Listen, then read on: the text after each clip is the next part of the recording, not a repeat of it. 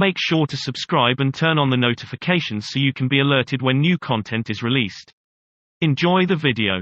Remember when you were a kid and you were going on a field trip? You were up and dressed and ready to go before your parents were up. You know why? Because you knew something unexpected was going to happen. That's how we should live our lives. Waking up with the understanding to expect the unexpected. It's a scientific fact that the hormones of stress downregulate genes and create disease, long-term effects. So if it's possible that our thoughts could make us sick, is it possible that our thoughts could make us well? The answer is absolutely yes. We always have to update our versions about reality because it's the only way that we adapt. Don't believe everything you've read or heard. Grab a snack and chew in today's lessons from a man who went from studying biochemistry and neurology growing up to becoming a best-selling author and one of the most sought-after speakers in the world. He's Joe Dispenza, and here's my take on his top 10 rules of success. Enjoy. Okay, let's kick it off with rule number 1, be a creator of your own world. The Newtonian world is all about the predictable. It's all about predicting a future. But the quantum model of reality is about causing an effect. The moment you start feeling abundant and worthy, you are generating wealth. The moment you're empowered and feel it, you're beginning to step towards your success. The moment you start feeling whole, your healing begins. And when you love yourself and you love all of life, you'll create an equal. And now you're causing an effect. And I think that's the difference between living as a victim in your world, saying, I am this way because of this person or that thing or this experience. They made me think and feel this way. When you switch that around, you become a creator of your world and you start saying, my thinking and my feeling is changing an outcome in my life. And now that's a whole different game. And we start believing more that we're creators of reality. How do we then go from that, like mechanistically, to begin this visualization process of something that's empowering? It's me in a different state. It's my future self. Is it meditation? What does that look like? If you're not being defined by a vision of the future, then you're left with the old memories of the past and you will be predictable in your life. And if you wake up in the morning and you're not being defined by a vision of the future, as you see the same people and you go to the same places and you do the exact same thing at the exact same time, it's no longer that your personality is creating your personal reality. Now your personal reality is affecting or creating your personality. Your environment is really controlling how you think and feel unconsciously, because every person, everything, every place, every experience has a neurological network in your brain. Every experience that you have with every person produces an emotion. So some people will use their boss to reaffirm their addiction to judgment. They'll use their enemy to reaffirm their addiction to hatred. They'll use their friends to reaffirm their addiction to suffering. So now they need the outer world to feel something. So to change then is to be greater than your environment, to be greater than the conditions in your world. And the environment is that seductive. So then why is meditation the tool? Well, let's sit down, let's close our eyes. Let's disconnect from your outer environment. So if you're seeing less things, there's less stimulation going to your brain.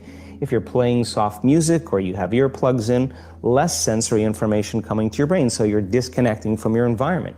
If you can sit your body down and tell it to stay like an animal, stay right here. I'm going to feed you when we're done. You can get up and check your emails, you can do all your texts, but right now, you're going to sit there and obey me. So then, when you do that properly, and you're not eating anything or smelling anything or tasting anything, you're not up experiencing and feeling anything, you would have to agree with me that you're being defined by a thought, right? So when the body wants to go back to its emotional past, and you become aware that your attention is on that emotion, and where you place your attention is where you place your energy, you're siphoning your energy out of the present moment into the past, and you become aware of that. And you settle your body back down in the present moment, because it's saying, well, it's 8 o'clock. You normally get upset because you're in traffic around this time. And here you are sitting, and we're used to feeling anger, and you're off schedule. Oh, it's 11 o'clock, and you usually check your emails and judge everybody. Well, the body's looking for that predictable chemical state. Every time you become aware that you're doing that, and your body is craving those emotions, and you settle it back down into the present moment, you're telling the body, it's no longer the mind, that you're the mind. And now your will is getting greater than the program. And if you keep doing this over and over again, over and over again, over and over again, just like training a stallion or a dog, it's just going to say, I'm going to sit. And the moment that happens, when the body's no longer the mind, when it finally surrenders, there's a liberation of energy. We go from particle to wave, from matter to energy, and we free ourselves from the chains of those emotions that keep us in the familiar past. And we've seen this thousands of times. In fact, we can actually predict it now on a brain scan. Rule number 2, my personal favorite, invest in yourself. When I'm going through change in my life, or I have a specific outcome that I want to create, I love to get up early in the morning. That's my time. I'm a 4:30 in the morning guy because that's my time. The rest of the day I'm serving, but I love getting up early and changing and working and having some time to myself. And I believe that when I invest in myself, I invest in my future. And that time in my morning, nobody bothers me because that's my time. And because of brain waves and brain chemistry, the door between the conscious mind and the subconscious mind is more open. And so if I get up early and I'm kind of between theta and alpha, I don't have to work as hard. I'm not thinking, I just kind of relax into the moment. In the evening, I always ask myself, how did I do? How was one lifetime in one day? Where did I fall from grace? What happened? And so then when I look at seeing how I reacted to someone or something, or I made the choice that I could have made a better choice, I naturally, and we all do this, begin to think, well, if the same situation happened again, how would I do it differently? And that's the act of beginning to come up with a new plan. The act of rehearsing it in your mind begins to install the circuits in your brain, priming your brain so that when the next experience happens, you could modify your behaviors to do a better job in life. That's called plasticity. So it doesn't matter for me what meditation I do any longer. I like to just get up in a new state of being. I have people say to me, hey, I missed my meditation today, like I'm supposed to go like this or something. And I say to them, eyes open or eyes closed? You know, well, eyes open or eyes closed. You know, when you're passionate about something, you know, when people can't get up in the morning and they can't get out of bed, I'm going to tell you why. Because they can predict the feeling of everything that's going to happen in their life. And their body's resigned to the familiar. It says, oh, another mundane day. But remember when you were a kid and you were going on a field trip? What happened then? You were up and dressed and ready to go before your parents were up. You know why? Because you knew something unexpected was going to happen. That's how we should live our lives. Waking up with the understanding to expect the unexpected, and something unusual should happen in our life as a result of our efforts. And it's just those beginning moments where it begins to happen that we begin to prove to ourselves how powerful we really are. So take time in the morning and the evening and the rest of the day, check in with yourself at certain times to see if you're still in that energy. And if you're not, excuse yourself for a second, raise your energy, and step back into your life. And if you keep doing that over and over again, you'll become less frustrated, less impatient, less judgmental. It'll just become something of the past, and you'll be someone else. Rule number 3, be comfortable in the unknown. The hardest part about change is not making the same choice as you did the day before. And the moment you decide to no longer think the same way, make the same choice, act the same way, create the same experience, or live by the same emotion, it's going to feel uncomfortable. It's going to feel unfamiliar. There is going to be a certain amount of uncertainty and unpredictability. And the moment you feel uncomfortable, you just stepped into the river of change. Now, most people, the moment they feel uncomfortable, they return back to the familiar state of the mind and body. They start thinking the same way, acting the same way, feeling the same way, and they say, this feels right. No, in fact, that feels familiar. Now, going from the old self to the new self is the neurological, is the chemical, is the biological, is the hormonal, and even genetic death of the old self. That void, that place of uncertainty, that unknown, is the perfect place to create in. And if you and I can become comfortable in that unknown and begin to decide who we do want to be.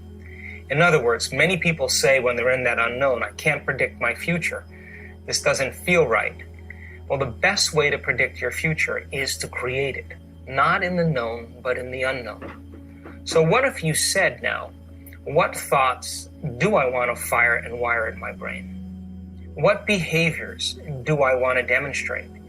And if you were to close your eyes and begin to think about how you are going to act, the mere act of mentally rehearsing who you're going to be begins to install the neurological circuits in your brain to look like the experience has already occurred. Now, what that means is that the brain is primed in its circuitry to no longer be living in the past, but now living in the future. Rule number 4, improve your lifestyle. As I said, 70% of the time, people live in stress, and living in stress is living in survival. Now, all organisms in nature can tolerate short-term stress. You know, a deer gets chased by a pack of coyotes. When it outruns the coyotes, it goes back to grazing and the event is over. And the definition of stress is when your brain and body are knocked out of balance, out of homeostasis. The stress response is what the body innately does to return itself back to order. So you're driving down the road, someone cuts you off, you jam on the brakes, you give them the finger, and then you settle back down and the event is over and boom, now everything's back to normal. But what if it's not a predator that's waiting for you outside the cave, but what if it's your coworker sitting right next to you? And all day long, you're turning on those chemicals because they're pushing all your emotional buttons. When you turn on the stress response and you can't turn it off, now you're headed for disease because no organism in nature can live in emergency mode for that extended period of time. It's a scientific fact that the hormones of stress downregulate genes and create disease, long-term effects. Human beings, because of the size of the neocortex, we can turn on the stress response just by thought alone. We can think about our problems and turn on those chemicals. That means then our thoughts could make us sick. So if it's possible that our thoughts could make us sick, is it possible then our thoughts could make us well? And the answer is absolutely yes. So then, what are the emotions that are connected to survival? Let's name them. Anger, aggression, hostility, hatred, competition, fear, anxiety, worry, pain, suffering, guilt, shame, unworthiness, envy, jealousy. Those are all created by the hormones of stress. And psychology calls them normal human states of consciousness. I call those altered states of consciousness. So then we tend to remember those traumatic events more because in survival, you better be ready if it happens again. And when the survival gene is switched on, you could have 10 really great things that happen to you in your day. And you just have one bad thing that happens and you cannot take your attention off that unhappy thing because the survival gene is switched on. Many years ago, after the DNA helix was discovered by Watson and Crick, they said the blueprints of life, all diseases are created from genes. Turns out less than 5%, more like 1% of people on the planet are born with a genetic condition like type 1 diabetes or Tay-Sachs disease or sickle cell anemia.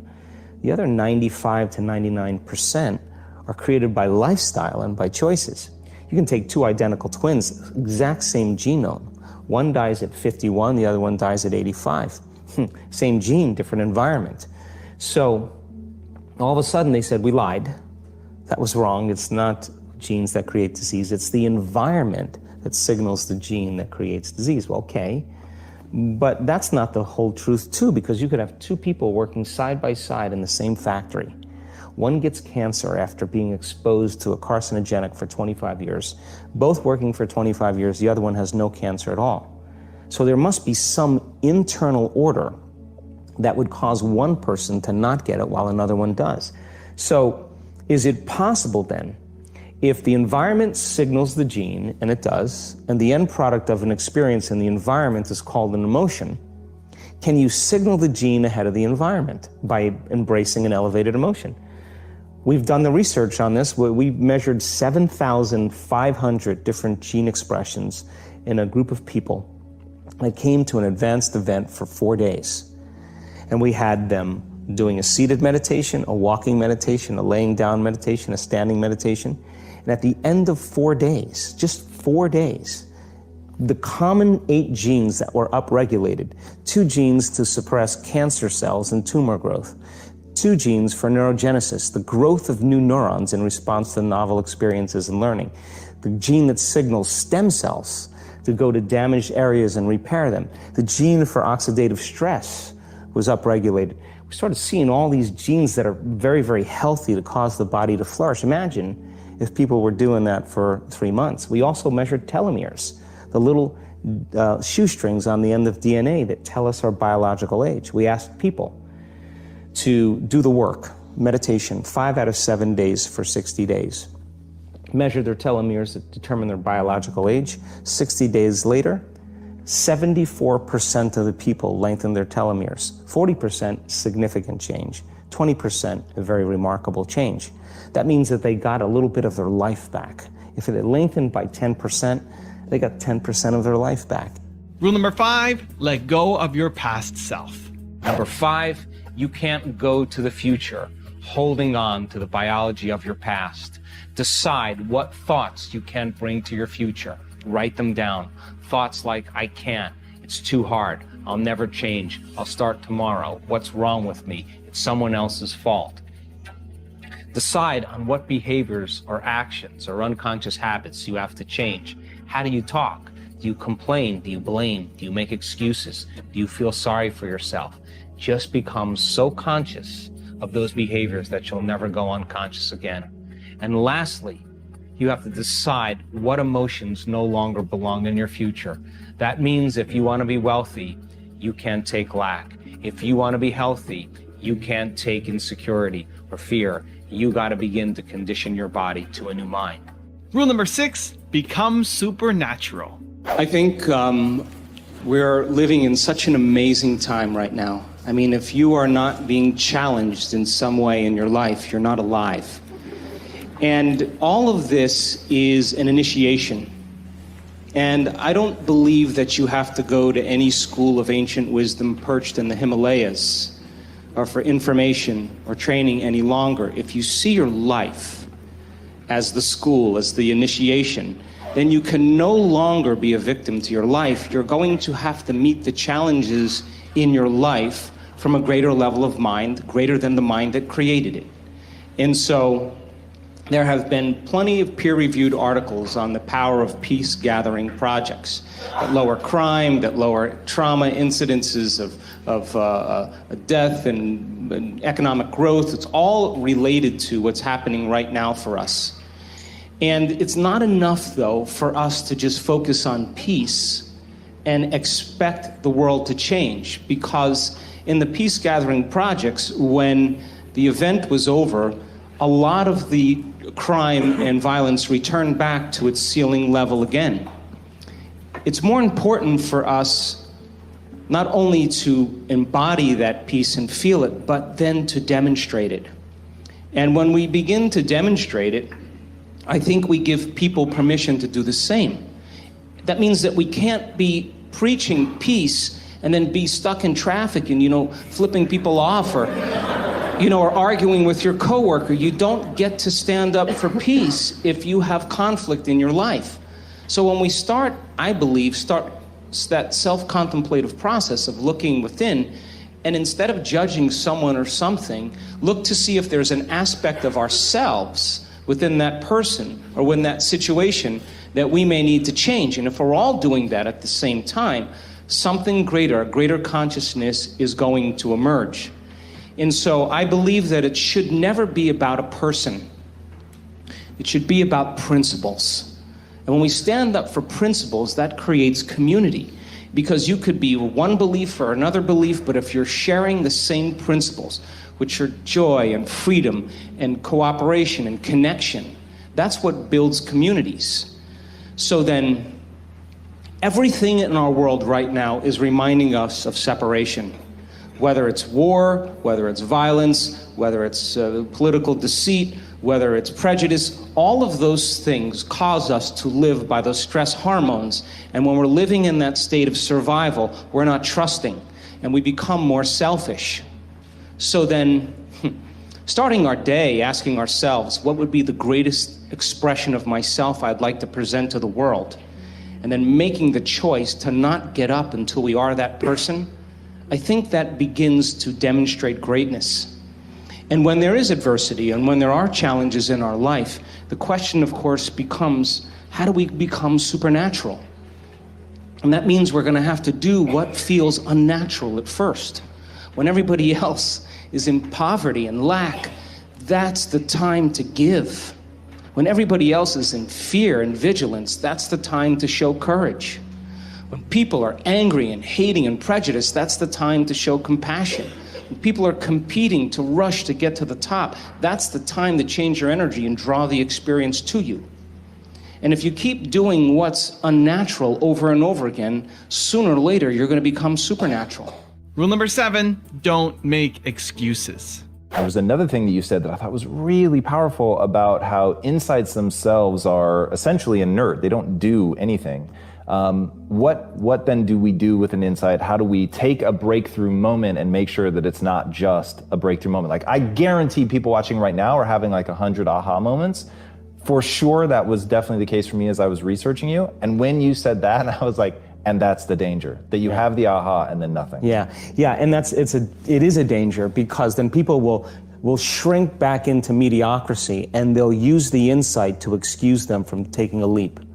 They'll say, yeah, I have a chemical imbalance in my brain. Yeah, my father was really overbearing. He was a perfectionist. That's why I am the way I am. People, they come up with stuff to excuse themselves. The insight is actually giving them permission to stay limited.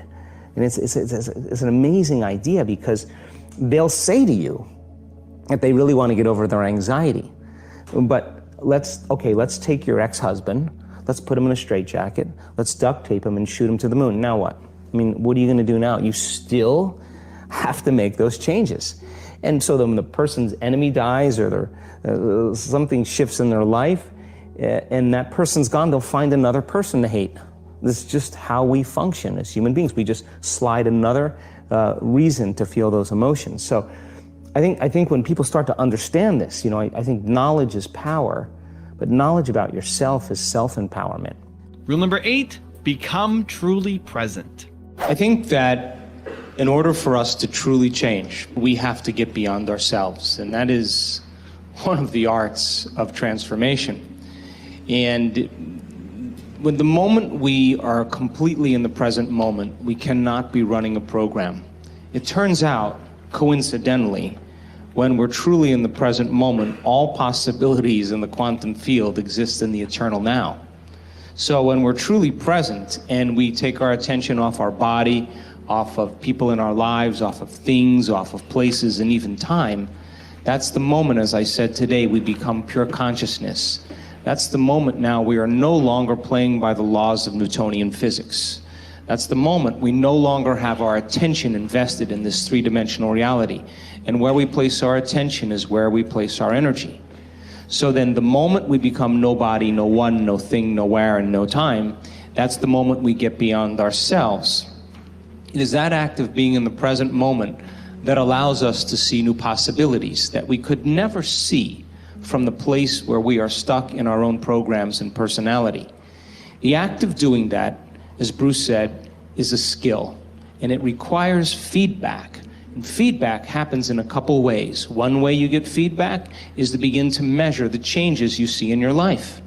Another way is that you feel differently.